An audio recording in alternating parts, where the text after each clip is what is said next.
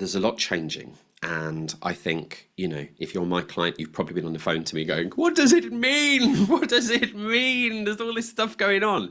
And understandable.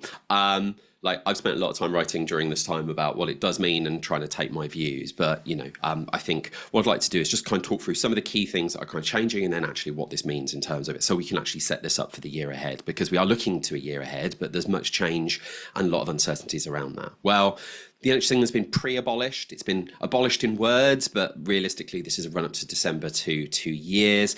Obviously, there's 50% cuts that were planned in NHS England and sort of probably about half that in Department of Health and Social Care. So there's a merger expected and cuts too. Just to be clear, I don't think this will probably impact most of you.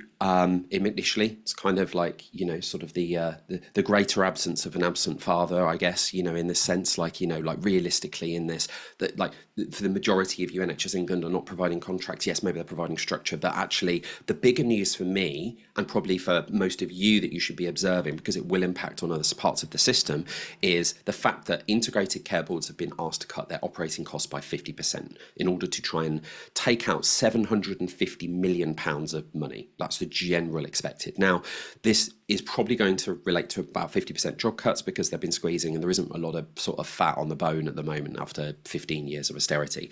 This is going to have an impact, and this will probably impact you. If you're saying trusts, less so, but it will play a role in a number of ways.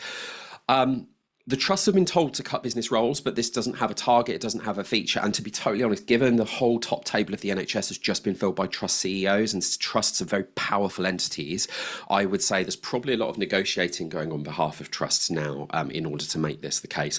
I think that trusts will be a bit more protected. I think they'll still have to achieve their cost improvement program targets, but generally I think like they'll be much smaller because not everybody can be absolutely slammed in bureaucracy, and they're probably considered to be less bureaucratic out of the group anyway. Bunch of quangos are to go, so that's quasi-autonomous non-government organisation.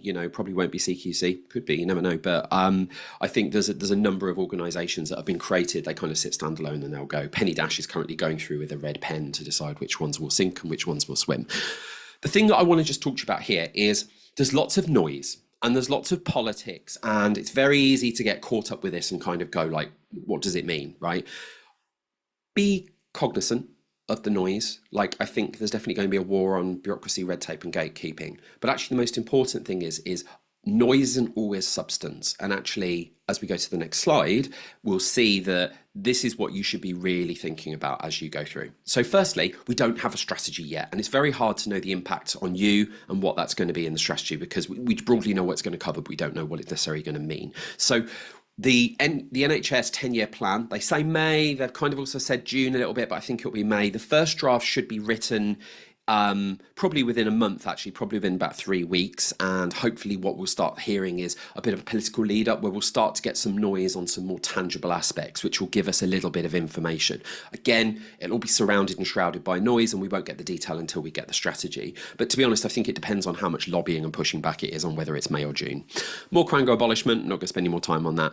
And the key thing I think around integrated care boards and systems here, particularly with the ICBs and their reducing their operating spend, is that they've been told they need to cut the money, but they're still independent organisations. So I think there's two elements on this. One, what is their role going to be? So what's the ICB? Because some may cut jobs, some may do it in other areas, some may merge, and although generally all of the yellow brick road always leads to job cuts for most of this because it's most of their spend.